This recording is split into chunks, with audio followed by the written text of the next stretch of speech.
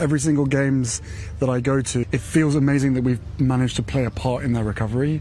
The Sussexes continue to follow their own path in California.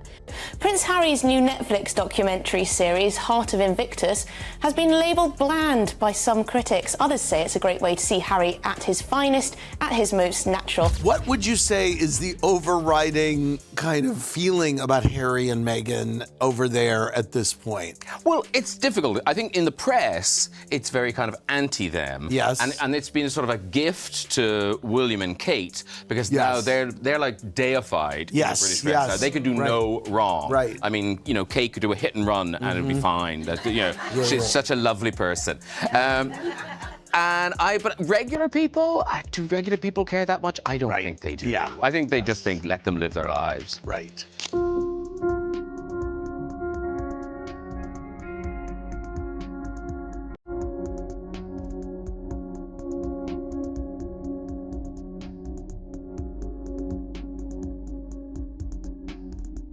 The lives of so many people for the better and for that. We all owe you the deepest debt of gratitude. Thank you, Harry. Prince Harry's latest trip back to the UK? Yeah, it didn't go as planned. What was supposed to be a low-key visit to mark the anniversary of the Invictus Games quickly spiraled into a PR mess, and all it took was one sharp jab from Graham Norton. During a TV segment, Norton joked he might not show up. I think he's afraid the British crowd will salute, just not him. It was quick, clever, and brutal. The crowd laughed hard, but that laughter hit different, because deep down, it wasn't just a joke. It was a reality check. People weren't laughing with Harry, they were laughing at him. So what went down exactly? Let's find out. Created the platform to give every one of them the opportunity to shine and to be recognised for the sacrifices. And while I never expected that we would be here in 2025, from one soldier to another, I also promise you this. So long as our brothers and sisters are striving to heal and grow, the games will go on. British press is almost odd to me. It's sort of bizarre how vicious they can be. Palace sources, palace insiders, who would not only not defend you, but also plant stories that were derogatory toward you and placed you and your loved ones under attack. And judging the last few days, that hasn't changed. You think that right now there is an active campaign by the rest of your family, by the royal house, as it were, to undermine this book and you as you support it? Of course, and mainly by the British press. I don't want history to repeat itself. I do not want to be a single dad. And I certainly don't want my children to have a life without a mother or a father. And the Harry that I knew was the media's darling. I mean, he was really, really popular. He was accessible. Which interestingly is not how he kind of remembers it now. Yeah, but I can only, you know, from what I've heard, from what I've experienced, you know, he was absolutely delightful. Now imagine being Harry, watching that clip live. Insiders say he was furious. He reportedly slammed a glass down and yelled that the joke was a disgrace, especially to the veterans he once stood beside. But let's be real, this rage wasn't about Graham Norton. It was about everything that moment represented. That sting? It came from realizing the public doesn't see him as a royal hero anymore.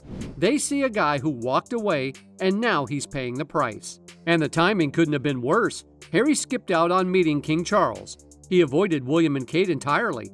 Despite his father's health issues, he made zero effort to reconnect. So when the crowd laughed, the palace didn't lift a finger to protect him.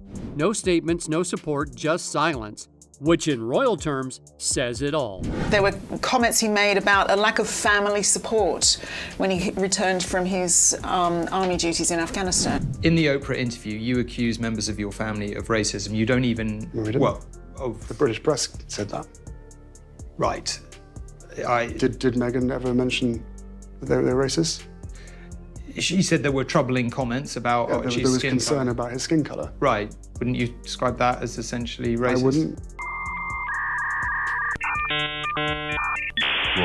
The backlash didn't stop at the palace. Veterans, people who once saw Harry as one of their own, are now questioning his loyalty. One Royal Marine who's competed in multiple Invictus Games put it bluntly, he was one of us. Now he's just another Hollywood name who dipped his toe into our world when it suited him. Ouch. That's a heavy hit coming from the very community he built the games for. It's hard because kids, they'll always ask the right questions. There's no filter. So you either shut it down straight away, which I will never do, or you engage in the conversation and you try to explain things, but then it does. I mean, you know, Archie was talking about, as I said earlier, Archie was asking about landmines. I was talking about how some of these guys were blowing up. I think IEDs, improvised explosive devices, is probably a bit too much at this stage. But I found myself talking to him about mines at 5 years old.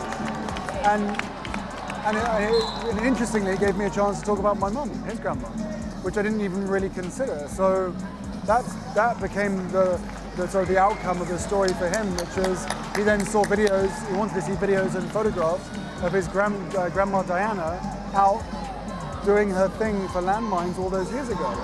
So it produced a very interesting conversation between me and him, different to what I thought it was going to be. Now the internet's on fire. Social media, once a space filled with support for Harry's work with veterans, has turned cold. Memes are everywhere, hashtags are demanding answers, and people are saying what everyone's thinking. How can you claim purpose and service from $1 million mansion? How can you preach about loyalty when you won't even confirm if you'll show up to your own event? Even worse, he hasn't said a word about whether he's attending the 2027 Invictus Games. No statement, no commitment, just vague whispers from his Montecito camp about concerns and strategy. And Meghan, nowhere to be seen. Not a post, not a quote, not even one of her signature IG captions about healing or empowerment. Insiders say she's been advising Harry to stay away from the UK altogether because bad press over there might mess with her Hollywood image.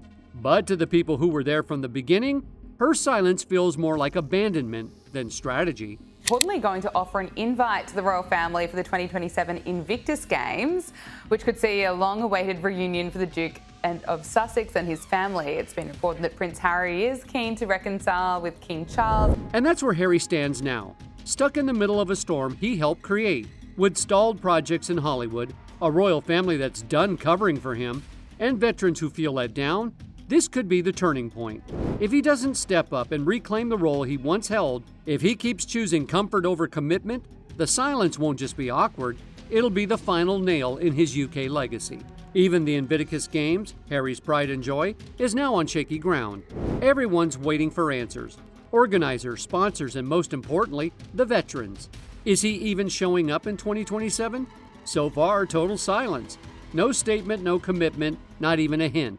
And according to insiders, it's not about schedules or safety, it's fear.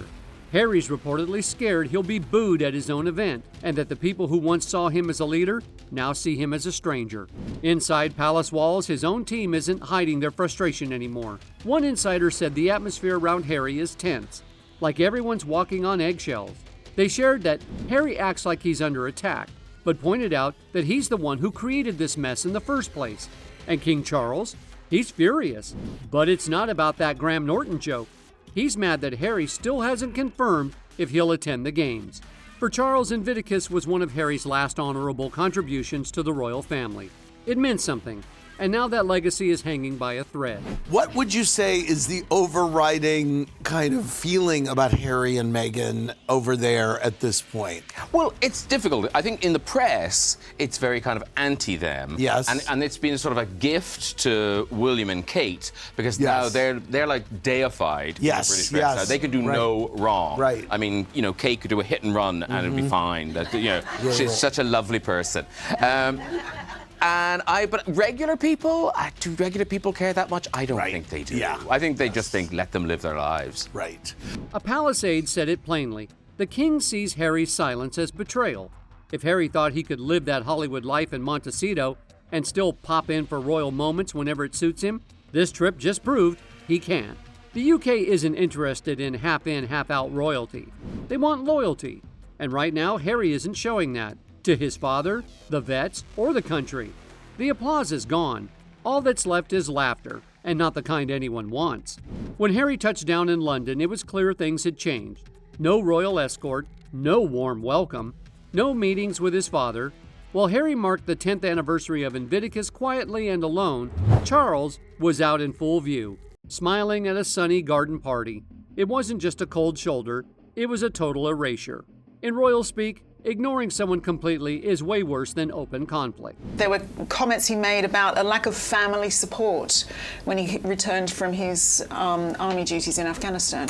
Yeah, I mean, he didn't specifically say the word family, but he made very clear there was no personal or professional support network around him when he came back, which is obviously massively at odds with what he said in previous interviews. Was when he came back, his own brother, Prince William, he's now estranged from, could see that his brother was unravelling and actually said, I really think you need to seek professional help for mental health issues and support. And Harry praised his brother for being a huge well of support for him. So I think there was a lot of pointing out of the fact that there was this, dichotomy in what he was saying. And I also think it's a shame for Invictus. It has changed so many people's lives for the better.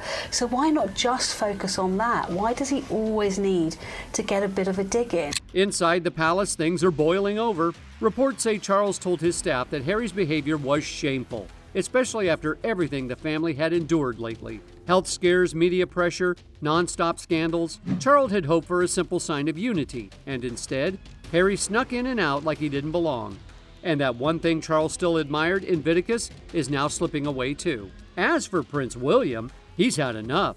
Aides say he's done reaching out. After the bombshell memoir, the Netflix dramas, and the constant shade, William now sees Harry's silence on Invictus as the final break. This isn't about schedules anymore, it's about loyalty.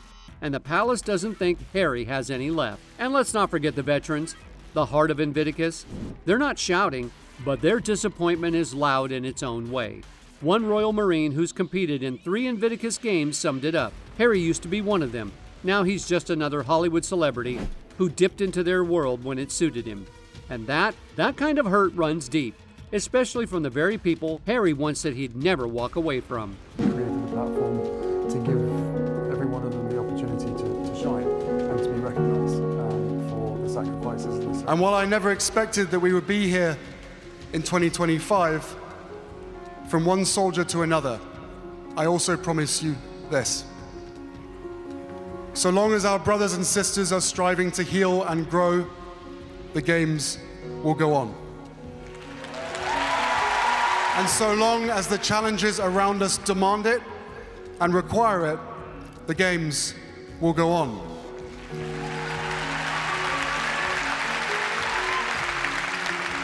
Bring on Invictus Games, Birmingham 2027. You guys have permission to party. Thank you. And yet Harry's still silent. No word on whether he's going to show up at the 2027 Invictus Games in London. Nothing official, just vague whispers coming out of Montecito. Stuff like, he's stressed, the public might not react well, and strategic decisions are being made behind the scenes. Meanwhile, the people actually running the event, they're stuck. How do you plan and promote a huge global event when the founder might not even turn up? Social media is not being kind either. The love people used to have for Harry, yeah, that's long gone. X, TikTok, everywhere, it's full of memes dragging him, hashtags calling for answers, and users calling him out for ghosting the very people he once stood beside. One viral post hit hard. You can't preach purpose from a mansion. You have to show up when it matters. And honestly, they're not wrong. And Meghan, she's gone full Houdini. No press, no appearances, not even one of her usual healing and light quotes on Instagram. Insiders say she's been telling Harry from the start to avoid going back to the UK. Why?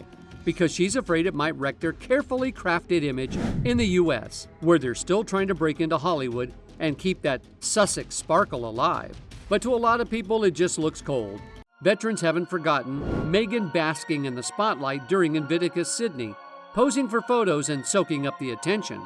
So now, with everything falling apart, her silence feels less like loyalty and more like she dipped when things stopped being picture perfect. One military medic put it bluntly. She showed up for the flash, Where is she now when things are hard? Have you talked to Megan since? I have not. Do you think you should interview her? Let's get them both in front of a camera. I have a few supplementary questions. First question would be, so let me get this straight. The royal family were racist about the skin colour of your unborn baby. This is what you said to Oprah Winfrey. And they also were so disgustingly callous that a senior member of the Buckingham Palace team told you, Meghan, you couldn't get help for having idle thoughts, even though your husband was a figurehead for a mental health charity. These are two unbelievable claims. I mean, shocking, horrific. If those things are true, the whole royal family should be disbanded. The monarchy should end. An odd thing happened. Prince Harry writes his book, full of incendiary claims and allegations. Do you know the two things that he didn't put in the book? The racism and the mental health stuff. Even the media is over it. The same press that used to tiptoe around Harry is now dragging him through the mud. They're calling him the California Duke, throwing shade at how far he strayed from anything remotely royal. Some outlets are even questioning whether he still believes in service at all, or if life in Montecito has made him too comfortable to care. And let's be real, the public isn't asking for anything huge. They just want him to show up. But the guy who used to lead from the front line, he's missing in action. And the numbers don't lie. Polls show that 72% of Brits think Harry shouldn't show his face at Invictus unless he publicly apologizes for the way he treated the royal family. Even worse, over 80% say they no longer connect with him, with values like duty or sacrifice. For someone who used to represent exactly that, it's a brutal fall. Back in Montecito, it's not exactly peaceful either. Word is the energy is tense. Advisors are panicking, trying to keep the Sussex brand from crumbling. But let's be honest, the cracks are showing. Meghan's podcast canceled, that big Netflix project, it's stalling, and Spotify already cut the cord. Their whole image as a power couple changing the world, it's starting to look more like smoke and mirrors. Now people close to them are whispering about a full rebrand, a total pivot away from anything UK related. But that could blow up in their faces too, because walking away might not be a power move, it might be the thing that finally makes them fade from relevance entirely. I don't want history to repeat itself. I do not want to be a single dad. And I certainly don't want my children to have a life without a mother or a father. Behind palace walls, King Charles is watching everything unfold. And it's not just disappointment anymore, it's personal. According to insiders, this isn't just about bad PR or family drama. Charles feels genuinely betrayed. Invictus used to be one of the last things he and Harry could both take pride in. It was their one shared project that still stood tall. And now, even that's falling apart. For a king who spent his entire life walking the tightrope between duty and emotion, this latest chapter with Harry feels like the final door slamming shut. Royal staff are already having serious talks behind the scenes, asking what the palace should do if Harry skips the 2027 games. And this time, they're not interested in playing nice. One aide reportedly said they're done covering for him. If Harry wants to leave royal duty behind, fine. But he doesn't get to pick and choose when loyalty works for him. So, if he bails, don't expect some sugar-coated excuse or a polished no comment from Buckingham Palace. They've washed their hands of it. The mess, as they see it, is Harry's to clean up now. What have you made of the Sussexes' attempt at reinvention? Well, I worked in the royal household when Prince Harry was serving in the army, before he'd obviously met the Duchess of Sussex. And the Harry that I knew was the media's darling. I mean, he was really, really popular. He was accessible. Which interestingly is not how he kind of remembers it now. Yeah, but I can only, you know, from what I've heard, what I've experienced, you know, he was absolutely delightful and really easy to work with and charming, and also incredibly popular within the military. And you know, I'm the daughter of a naval officer. I was married to a naval officer. The military who he worked with absolutely adored him. You know, he was one of their comrades at arms. And let's talk about the veterans, because their disappointment hits even harder. For them, this isn't about crowns, palaces, or press coverage. It's about showing up when it counts. The Invictus Games were built on values like strength, unity, and commitment. And Harry, he used to stand for all of that. But now people are whispering that he's walked away from the very mission he helped start. And in the veteran world, abandoning the mission, that's a deal breaker. Invictus Games would never have happened. You are the one who turned this incredible idea into a reality. and as someone that you roped in early on in my time as Prime Minister, I can testify to the energy, the dedication, the commitment this man has to you and to this ideal. You have changed the lives of so many people for the better, and for that, we all owe you the deepest debt of gratitude. Thank you, Harry.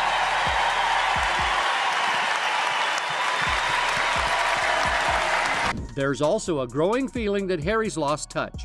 He talks a lot about service in interviews, but the lifestyle doesn't match the message.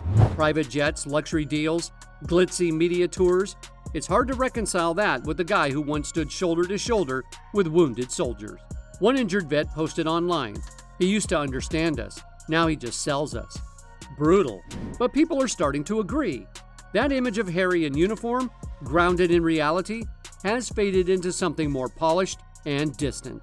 Served their country very, very well, and as a result have had some dreadful injuries. Where I depart from liking it a lot and Harry's involvement is when he turns up to be moaning Minnie again, and the things he does well. I mean, are you being a bit harsh there? Because you could argue that by giving his experience, or as he sees it now at least, his experience. Experts say the damage may already be done. If Harry doesn't show up soon, if he doesn't face the UK, own his story, and prove he still stands for something real, this could be his last shot. The British public, they don't forget easily. And when it comes to loyalty, their standards are sky high. Once that respect is gone, getting it back nearly impossible. Some say Meghan is the one advising him to stay far away, warning him that a trip back could ruin their US brand. Others think Harry's just scared. Scared of getting booed, scared of rejection, scared of facing the hard truth, that the country he once wore a uniform for might not see him as one of their own anymore. Whatever the reason, time is running out. The 2027 Invictus Games are coming fast. And if Harry stays quiet, if he chooses comfort in California over courage in the UK, then that silence might speak louder than any crowd reaction. Because at this point, it's not just about attending an event. It's about what kind of legacy he wants to leave behind. And right now, that legacy is slipping away. It looks like everyone here, everyone in Worcester has come out to support you guys. As you all cruise around over the next few days, if you see any of these competitors, please do not be shy. Please go up, shake their hand, thank them for their service, give them a high five. Their friends and family will be circulating around the place. And my wife and I, come here, come on. Now she's gonna sing. Guys, thank you so much. Thank you. Okay, so let's get into what's going down with Meghan Markle. Because this mess is no small scandal. This isn't just another wave of online hate or random gossip. What's happening now has Netflix executives shook. The drama, Meghan's latest show, With Love Meghan, is officially under investigation. A full-on creative probe. Not a soft warning, not a quiet review. This is serious, and it's spiraling fast. She had a paring knife, and she was struggling to chop some garlic. Yes! And your little fingers, and it was like mitsy bitsy. It was like, I was like, that's no. Apparently, if you don't like Meghan Markle's cooking show and you think it's boring or stupid, that's because you don't like black people. And one columnist named Kayera Kelly writes for HelloBeautiful.com. It's all about, wait for it, racism. Now let's be clear, this has nothing to do with bad ratings. Season 1 already flopped. People moved on. But the issue this time is way messier. Plagiarism. Meghan's being accused of copying entire scenes, full lines of dialogue, and even body language from shows like Hell's Kitchen, Jersey Shore, Survivor, and Pamela's Cooking with Love. Yep, you heard that right. It all kicked off with episode 4. People on set noticed the dialogue sounded way too familiar, like it had been lifted straight out of Hell's Kitchen. And not just the words, but the same intensity you'd expect from a classic Gordon Ramsay-style blow-up. People do with pineapple, instead of just cutting it to make the perfect little bite, you follow the wedge. When nature has given you all the cues on how to have a perfect taste of something. Oh, how fun is that? I love it. Then in episode 7, things got even messier. That episode had vibes almost identical to Jersey Shore. The tone, the cast reactions, even the camera energy, it all felt like a knockoff. That's when Netflix started to raise eyebrows and realized this wasn't just a one-off. So they started digging deeper. And boom, another major red flag popped up. A dramatic Malibu beach scene felt way too close to something out of Survivor. Same setup, same camera pacing, even similar lines. At that point, the creative team hit pause and demanded a full investigation. They weren't going to let this slide. Meanwhile, Megan's brushing the whole thing off. She claims it's just inspiration, not stealing. She says she grew up loving those reality shows and naturally picked up some of their tone. But Netflix isn't buying it, especially after doing side-by-side breakdowns. And honestly, when it starts looking like a scene-for-scene remake, inspired by doesn't really cut it. Now, behind the scenes, Netflix is a disaster zone. Co-CEO Ted Sanderos is still standing by Megan, probably hoping the controversy will boost viewership. But Greg Peters, he's over it. He was already against renewing the show for Season 2. And now he's pushing hard to shut down Season 3 completely. The production itself is falling apart. Scenes are being axed. Entire episodes are being rewritten. What was meant to be a 2-week reshoot has stretched into a total production meltdown, now pushing 6 or 7 weeks. Everyone's drained. The vibe on set? Pretty much toxic. Cast members are distancing themselves. Producers are scrambling to patch things together, and no one even knows what episodes will survive the edit. Right now, this show isn't just a problem, it's a full-on PR nightmare.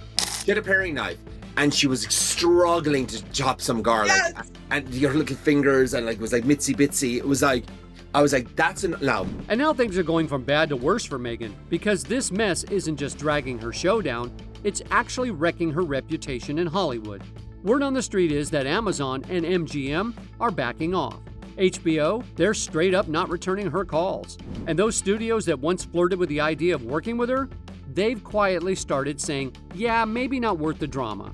Executives all over the industry are watching how this Netflix situation is playing out, and honestly, it's giving them cold feet. No one wants to deal with that kind of chaos showing up on their set. And get this, Megan's now trying to pivot solo. Since the big players are pulling back, she's apparently planning to fund her own stuff. We're talking a podcast comeback, maybe even dipping into the reality TV scene. But hold up, those new ventures? Already hitting brick walls. Streaming services are reportedly shutting her down before she even gets through the pitch. And some of them aren't even pretending to be nice about it. Insiders say executives have been blunt, telling people, we don't want the drama. Yikes. I'm going to share some little tips and tricks. I see what color I gravitate to, and everything goes from there. And how you can incorporate these practices every day. That's what you want. You want that shape and texture. Come on. Honestly, can you blame them? Even some of Megan's diehard fans are starting to lose patience. A lot of them were disappointed after Season 1 already flopped. But now with plagiarism allegations and her defense strategy, it's wearing thin. Support is starting to fade fast. Social media is wild right now. You've got people saying things like, I really wanted to root for her, but this is just too much. And even stuff like, why is Megan out here copying Jersey Shore in 2025? I mean, ouch. Ever so relatable bee farm. And she's getting ready because her friend Daniel is coming to town. And she's known Daniel for years, since her days on Suits, okay? Remember that. Her and Daniel are tight. They've known each other for years. And so she decides she's gonna make Daniel some popcorn, and why buy it at the market when you can get the actual kernels and just throw those in the microwave and pop it from there. So easy, like something out of a 2015 Pinterest post. And Daniel's favorite snack is peanut butter pretzels, so she gets a bag of peanut butter pretzels and takes the peanut butter pretzels and pours them from one plastic bag to another. And even though peanut butter is his favorite snack, she made sure to write peanut butter pretzels on the bag just in case he's allergic. So now it's clear. Graham Norton didn't just crack a joke. He cracked open a truth Harry's been trying to outrun. The UK isn't clapping anymore, they're laughing. And behind that laughter, a brutal shift in how people see him. No royal shield, no Invictus applause, just silence. Is this Harry's final fall from grace? Or does he still have time to change the story? Let us know what you think in the comments. And if you want more behind-the-scenes tea like this, hit like, subscribe, and ring that bell. This saga's far from over, and we'll be here for every messy twist.